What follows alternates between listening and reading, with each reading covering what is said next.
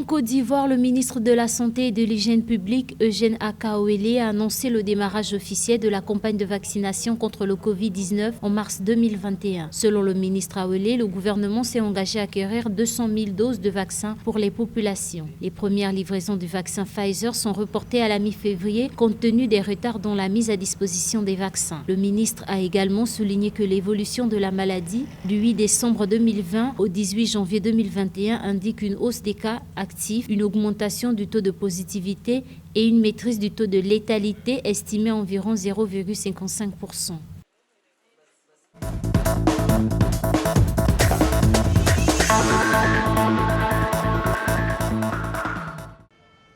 Depuis le 1er janvier, le Bénin connaît une hausse constante d'infections au coronavirus. Selon Benjamin Unko-Patin, le ministre de la Santé, le nombre de cas confirmés a doublé, passant de 8 à 17. Il a indiqué que cette situation était surtout observée dans les départements méridionaux, notamment ceux du littoral, de l'Atlantique et de l'Ouémé, ainsi que dans celui de Borgou, sans pour autant épargner les autres départements. Le ministre a également noté que les cas graves et les décès étaient surtout enregistrés chez les personnes à risque dont l'âge est supérieur à 60 ans et celles vivant déjà avec une maladie telle que le diabète, l'hypertension artérielle, l'AVC, la drépanocytose, l'obésité, l'asthme, les maladies cardiovasculaires. Le gouvernement appelle donc les Béninois au respect strict des mesures barrières.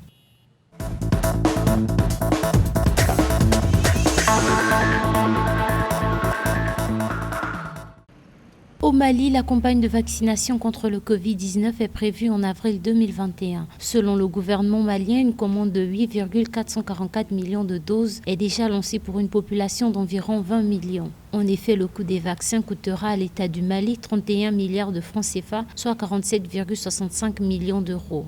Cette campagne sera soutenue par l'Organisation infime de la santé et l'Alliance pour les vaccins qui ont mis sur pied le mécanisme COVAX pour distribuer des doses aux pays défavorisés. À ce jour, le pays compte 7 937 cas de contamination pour 5 683 guérisons.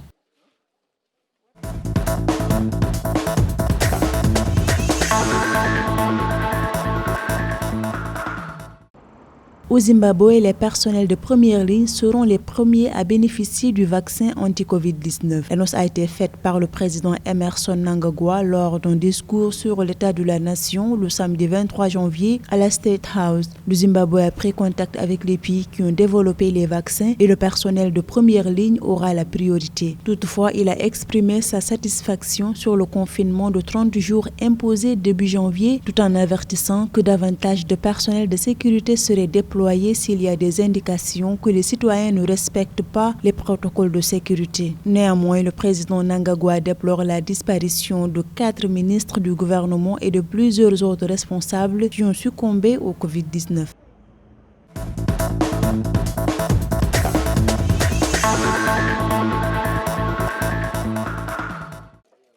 La hausse de cas de contamination due au relâchement des mesures barrières édictées par les autorités afin de contrôler la propagation du Covid-19 au Gabon a poussé le ministre de l'Intérieur, Lambert Noël Mata, à sanctionner les récalcitrants. Désormais, le non-respect des mesures barrières sera sanctionné au Gabon par de lourdes amendes.